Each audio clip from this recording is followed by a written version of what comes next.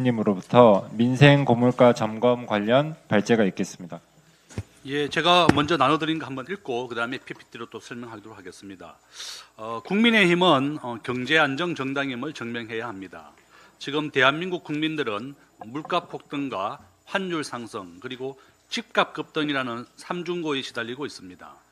전기요금, 가스요금, 수도요금, 대중교통요금은 물론 커피 한 잔 가격까지 오르면서 국민들을 힘들게 하고 있습니다. 정부가 발표하는 소비자 물가 상승률은 3%이지만 국민이 체감하는 물가는 이미 10%를 훌쩍 넘었습니다. 물가는 쌀, 라면, 커피 등 406개 필수 품목으로 구성되어 있는데 서민의 삶을 가장 직접적으로 압박하고 있습니다. 부동산 문제는 더욱 심각합니다. 대한민국 국민 자산의 75%는 부동산으로 구성되어 있습니다. 국민의 55%만 자가집을 가지고 있습니다. 집값 급등은 단순한 가격 문제가 아니라 중산층과 서민의 삶 전체를 흔드는 문제입니다. 문재인 정부 5년 동안 집값은 100% 정도 올랐고 이는 정권 교체에 결정적인 역할을 했습니다. 2025년도 한국의 집값은 연간 10% 이상 상승을 했습니다. 다시 한번 폭등 국면에 진입하고 있습니다. 이 추세가 이어진다면 과거의 실패가 재현될 것이고 국민의힘에는 큰 기회가 될 것이라고 보고 있습니다. 집값 안정을 해야 됩니다. 현재 정부는 수요 억제 중심의 정책, 대출을 규제를 통해서 집값을 잡겠다는 입장입니다. 그러나 서울에는 400곳이 넘는 재건축 후보지가 있음에도 불구하고 각종 규제로 공급이 막혀 있습니다. 공급이 줄어드는 상황에서 수요만 억제하면 결국 집값은 더 오를 수밖에 없습니다. 특히 서울 주택 가격은 중장기적으로 큰 폭의 상승이 불가피하다. 저는 그렇게 보고 있습니다. 현재 서울의 집값은 90% 확률로 계속 우상향하고 있습니다. 그 이유가 첫 번째, 우리나라에 혼자 사는 사람, 단독 세대주가 현재 42%고요. 앞으로 우리 학자들은 50%까지 늘어날 것이다 이렇게 보고 있습니다. 두 번째 이유는 국민들의 평균 연령이 90세까지 늘어났습니다. 세 번째 이유는 외국인들이 한국에 매년 30만 명씩 들어옵니다. 현재 한국에 거주 중인 외국인은 275만 명인데요. 대구 인구가 250만 명입니다. 대구 인구보다 더 많은 외국인들이 앞으로 한국에 거주하게 될 것이고 한국에 적절한 외국인들은 우리가 750만 명으로 추정하고 있습니다. 우리 대한민국의 출산율이 낮기 때문에 앞으로 우리나라는 전체 인구의 15%까지 늘어날 것이다. 바로 이런 이유 때문에 수도권의 집값이 폭등하고 있고 주택이 부족한 겁니다. 정부가 수요 공급을 늘리지 않는 이상은 집값은 100%또 상승할 수도 있다. 저는 그렇게 보고 있습니다. 두 번째 환율 문제입니다. 더욱 심각합니다. 원달러 환율은 1,500원에 육박하고 있고 국민들은 제2 IMF 외환 위기에 대한 불안감을 키우고 있습니다. 대한민국은 에너지를 100% 수입하는 국가입니다.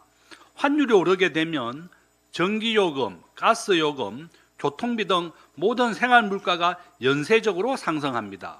원화는 역사적으로 86% 확률로 계속 우상향하고 있으며 환율이 안정되지 않으면 국민 생활은 계속 악화됩니다. 이러한 물가와 환율 상승의 근본 원인 중 하나는 과도한 확대 재정입니다. 2026년도 국가 예산은 전년 대비 8.1% 증가한 728조로 편성되었습니다. 6월 3일 지방선거를 앞두고 추가 경정 예산까지 확대될 가능성이 있습니다. 이렇게 돈을 풀게 되면 환율이 오르는 겁니다. 원화의 가치가 떨어지게 되면서 환율이 오르는 것이다. 제가 항상 주장하는 것은 물가는 2% 올랐고 최저임금은 2.9% 올랐습니다. 그런데 국가 예산은 이렇게 8% 이상 상승시켰고 앞으로 내년과 후내년 전부 다 5% 이상 확대 재정을 할 예정이다. 그러면 저는 공유자원의 비극이 다시 되풀이 된다는 겁니다. 국가의 예산을 적절하게 배정하고 공정하게 분배해야 되는데 본인들의 유리한 방향으로만 예산을 확대한다는 것은 우리나라를 경제를 크게 어렵게 한다는 겁니다. 국가가 재정을 풀면 단기적으로는 환호가 나오지만 그 대가는 물가 상승과 환율 분환으로 우리 국민들에게 되돌아옵니다. 2025년 대한민국은 전 세계에서 가장 공격적으로 재정을 확대한 국가 중에 하나이며 그 결과 환율 상승폭 역시 세계 최고 수준입니다. 2026년 한국의 국가 부채는 순수한 국채만 가지고 52%지만 군인연금, 공무원연금, 공기업 부채를 포함하면 한국의 국가 부채는 현재 130% 정도로 추정됩니다. IMF가 기준으로 냈습니다. 비기축통화국 우리 원화가 전 세계에서 결제되는 순위는 35위에서 40위권입니다. 대한민국이 제조업은 세계 5위의 강대국이지만 GDP는 13위지만 우리 원화는 세계 40위권으로 바닥이다 이렇게 보시면 되겠습니다. 바로 이런 이유 때문에 위기다 이렇게 저는 보고 있고요. 2029년 한국의 순수한 국가 부채는 60%에 도달합니다. IMF는 한국의 국가 부채가 급격하게 증가함을 경고하고 있습니다. 국가 부채가 60%를 넘어서게 되면 위험 국가로 분류합니다. 한국이 바로 제2 IMF 외환 위기를 맞지 않으려면 확대 재정이 아니라 건전 재정을 해야 하는 이유입니다. 기업 환경은 더욱 악화하고 있습니다. 민주당과 정부는 법인세를 25에서 26%로 인상했습니다. 그러나 전 세계는 정반대로 움직이고 있습니다. 미국은 법인세를 21에서 15%로 낮추겠다고 선언했으며 세계에서 가장 기업하기 좋은 나라로 만들겠다고 트럼프가 말했습니다. 그 결과 글로벌 제조업과 투자가 미국으로 몰리고 있습니다. 전 세계의 법인세가 가장 낮은 나라는 아일랜드인데요. 현재 12%고 한국의 경쟁국이 싱가포르는 법인세가 17%로 법인세를 낮춰서 부자 나라가 됐습니다. 우리 대한민국도 전 세계 법인세 평균 21%로 낮추고 기업하기 좋은 나라를 만들어줘야 됩니다. 우리 대한민국 현재 법인세를 올렸고 금년 3월부터 노란봉투법이 시행됩니다. 이와 같이 한국은 강성노조와 친노동 정책으로 외국인들의 직접 투자가 유입보다 유출이 2배에서 5배 정도 많습니다. 지금 2026년 1월 기준으로 대한민국의 청년 취업률 45%밖에 안 됩니다. 이렇게 정부가 기업하기 좋은 환경을 만들지 못하기 때문에 우리 자녀들이 취업이 45%밖에 안 된다 이렇게 보시면 되겠습니다. 금년 3월부터 노란봉투법이 시행되면 주한유럽상공회의소는 노란봉투법이 시행될 경우에 한국을 떠나겠다고 경고하고 있습니다. 지금도 우리나라에 유입되는 것보다 한국 기업의 유출이 2배에서나 5배나 많은 상황인데 더욱 악화된다 이렇게 보시면 되겠습니다. 청년의 일자리는 정말 심각합니다. 대학생 취업률은 45%밖에 안 됩니다. 기업이 떠나면 일자리는 사라지고 청년의 미래도 함께 사라지는 겁니다. 노동자 보호도 중요하지만 사용자와 근로자 간의 균형 잡힌 노동 정책이 없다면 지속 가능한 성장은 불가능하다 이렇게 봅니다. 대한민국의 1인당 GDP는 대만에 역전당했습니다. 대만은 원래 4만 달러를 도달하게 되는데 대한민국은 현재 3만 6천 달러 수준에 머물고 또 후퇴하고 있다 이렇게 볼 수 있습니다. 국가 채무 역시 빠르게 증가하고 있으며 연금과 공기업까지 포함하면 실질적인 국가 부채율은 130%로 이미 위험 수준에 접근해 있다 이렇게 저는 봅니다. 국민의힘이 답을 내놓아야 됩니다. 물가를 안정시키고 환율을 안정시키고 집값을 안정시키는 것이 바로 민생 경제다 저는 그렇게 봅니다. 보수 정당의 본령은 경제 안정과 성장입니다. 국민의힘은 재정 건전성의 회복, 공급 중심의 부동산 정책, 기업 친화적인 환경 조성, 균형 잡힌 노동 개혁을 통해서 경제를 맡길 수 있는 정당을 보여줘야 된다 저는 그렇게 봅니다. 그것이 국민의 삶을 지키는 길이고 또 6월 3일 지방선거에서도 국민의 신뢰를 얻는 유일한 길이다 저는 그렇게 보고 있습니다. 추가 남은 시간은 제가 요 PPT를 잠깐 보면서 설명하도록 하겠습니다. 오늘의 목차이고요. 저의 간단한 소개 요약입니다. PPT 한번 보시면 환율이 1,500원을 넘었습니다. 바로 확대 재정이 되고 있고 작년에 추경을 40조 원이나 했습니다. 트럼프 대통령 미국의 우선주의입니다. 현재 10개 나라가 외환 위기를 겪고 있습니다. 아르헨티나는 10번째 국가가 파산했고 파키스탄을 포함해서 10개 나라가 IMF 구제금융을 받고 있습니다. 두 번째 한번 보시면 요약입니다. 원달러 환율은 86% 확률로 상승하고 있습니다. 어젯밤에 제가 더 추가로 자료를 조사했더니 84%에서 86%로 증가했습니다. 원달러 환율은 86%로 증가하고 있고 저는 조만간 1,500원을 넘을 것이다. 우리 학자들은 올 연말에 1,600원까지 도달할 것이다. 이렇게 보고 있습니다. 서울의 집값은 특히 90% 확률로 우상향하고 있고 금값은 76%로 오르고 있습니다.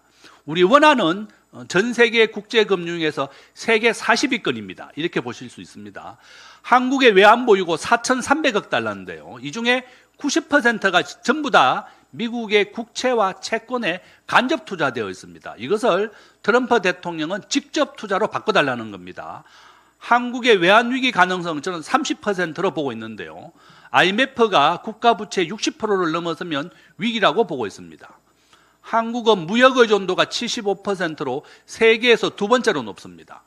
트럼프 대통령 우리가 2천억 달러를 미국에 직접 투자하는데 한미 통화 스와프를 거절했습니다.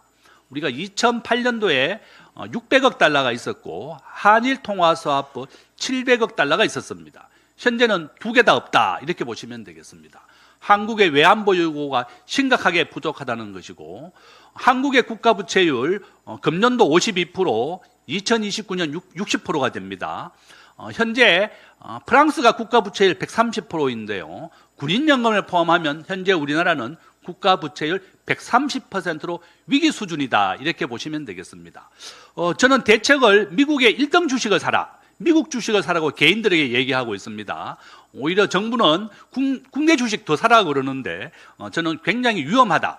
글로벌 시가총액 비중 자체가 미국이 60%고 한국은 1.5%밖에 안 됩니다.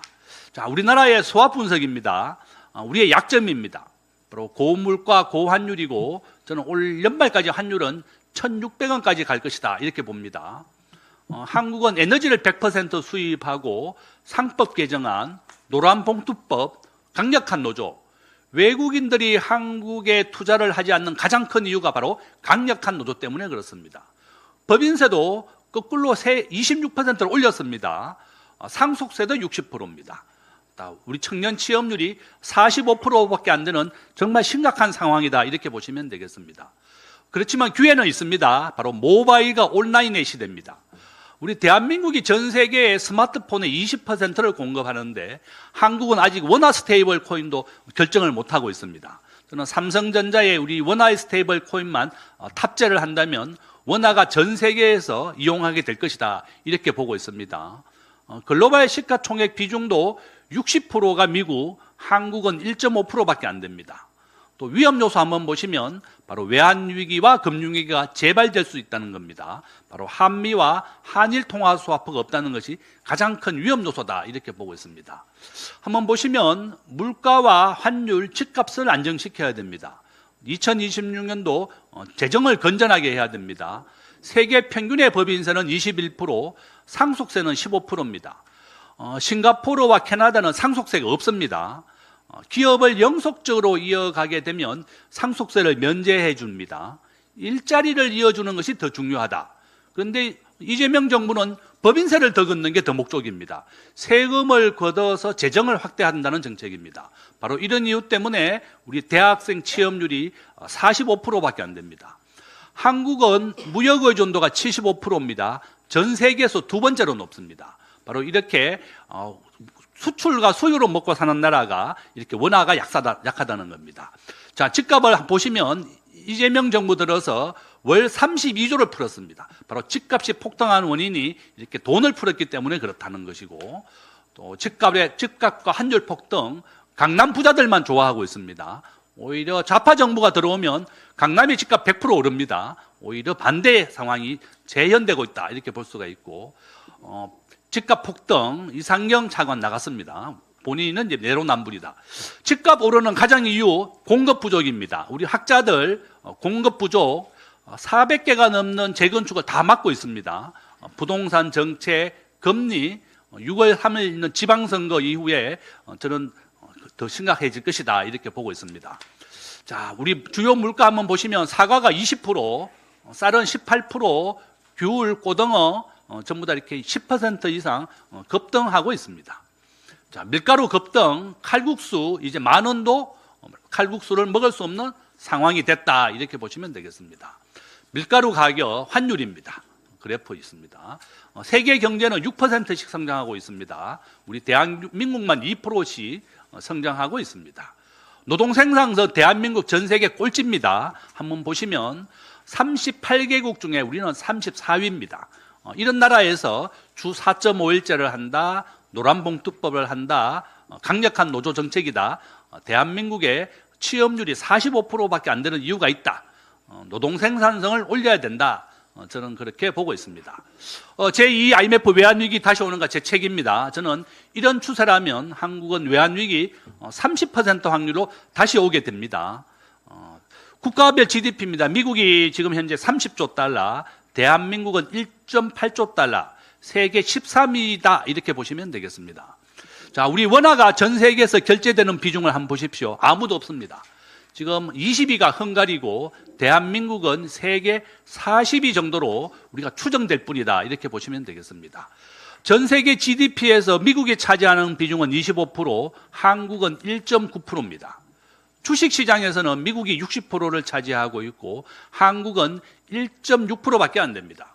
그래서 우리 개인들에게 저는 적정한 주식의 투자 비율은 90%는 미국, 10%는 한국에 사야지 글로벌 시가총액 비중에 맞다는 겁니다.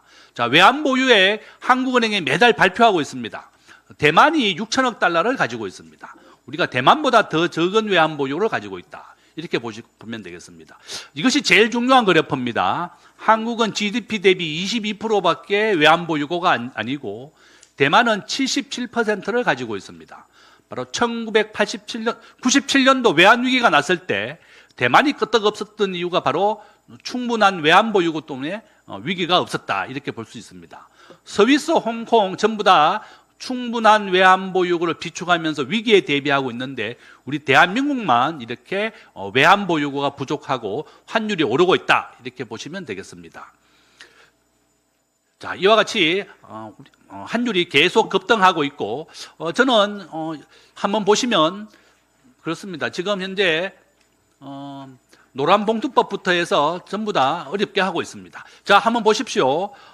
노무현 대통령 때 70% 집값이 올랐고 문재인 대통령 때 100%가 올랐습니다. 똑같은 상황이 지금 재현되고 있다 이렇게 볼 수 있습니다.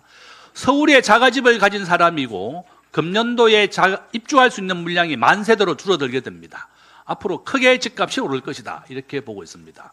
자가집을 가진 사람은 수도권 55%밖에 안 됩니다.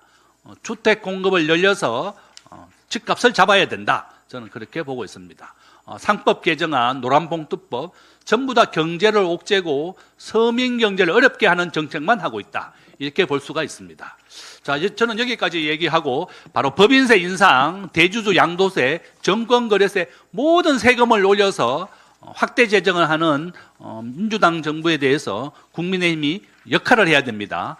경제를 살리고 서민 경제를 살리는 정책을 펼쳐야 된다. 이렇게 말씀을 드리겠습니다.